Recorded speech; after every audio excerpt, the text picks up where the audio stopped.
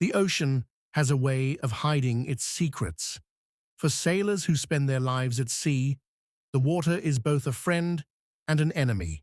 It feeds them, guides them, and carries them across the world.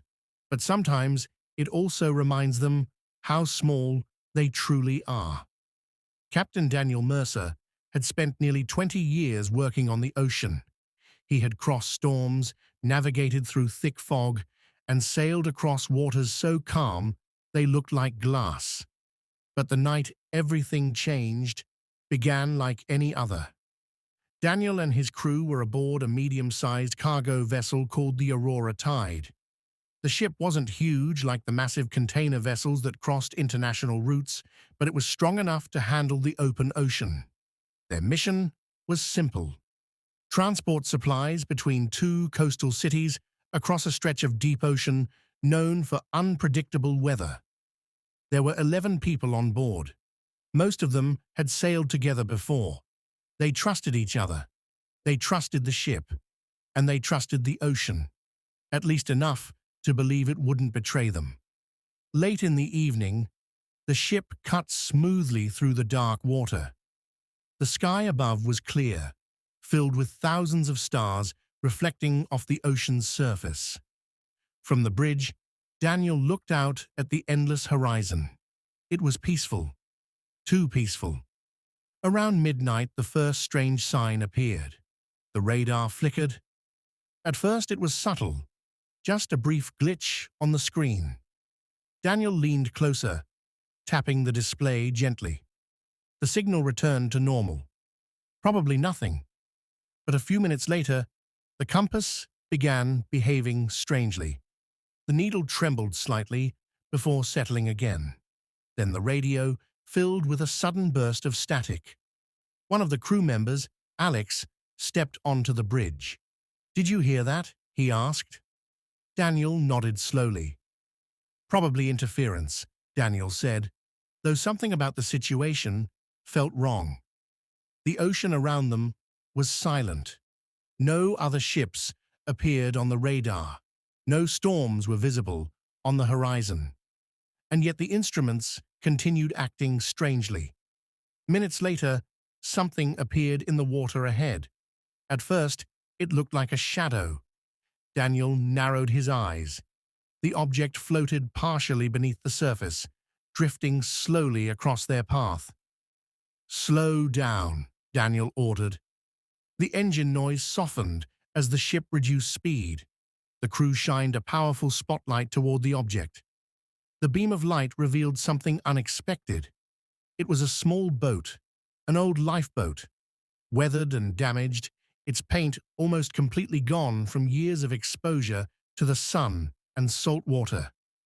Daniel felt a strange chill. They were hundreds of miles from the nearest coastline. No lifeboat should have been drifting here. "Bring us closer," Daniel said. The ship carefully approached the floating vessel. As the light illuminated the boat more clearly, the crew noticed something even stranger. There was no one inside. But the boat wasn't empty. Inside the lifeboat were supplies, water containers, old ropes, and what looked like survival equipment. But everything looked ancient, as if it had been sitting there for years. Daniel grabbed binoculars and looked closer. The wood of the boat was cracked. The ropes were frayed. Even the metal pieces were covered in rust. It looked like the lifeboat had been drifting across the ocean for a very long time. "Should we pull it aboard?" Alex asked. Daniel hesitated. Something about the boat felt wrong, but leaving it behind felt even stranger. "Lower the crane," Daniel finally said. Within minutes, the crew secured the lifeboat and slowly lifted it onto the cargo deck. The moment the boat touched the deck, the radio crackled again.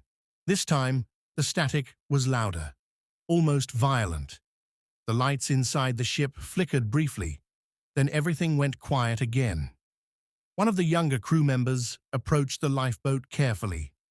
"Captain," he said nervously, "you should see this." Daniel walked closer. Inside the boat, carved into the wooden floor, were several deep scratches. They weren't random. They looked like markings. Daniel counted them. 1, 2, 3. There were dozens of them. Tally marks, like someone had been counting days. Next to the scratches was something even more disturbing. A small notebook, sealed inside a plastic bag. Daniel picked it up carefully and opened it. Inside were handwritten entries. The writing was faded, but still readable.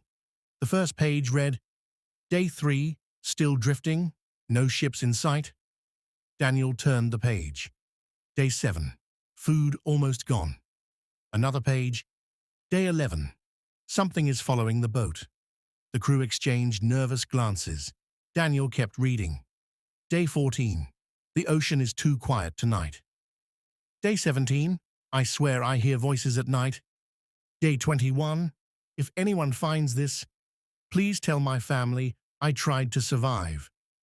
The final page was almost completely blank, except for one sentence. Daniel felt his heart stop as he read it aloud.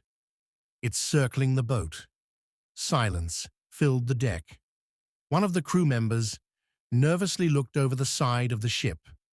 The ocean below was dark, black, endless, and then the ship suddenly lurched. Something massive had struck the hull beneath them. The crew grabbed the railing as the vessel trembled. Another impact followed, this time stronger, from below the water. Daniel rushed toward the edge of the deck and looked into the ocean. For a moment, he saw nothing, just darkness. Then far below the surface, something moved.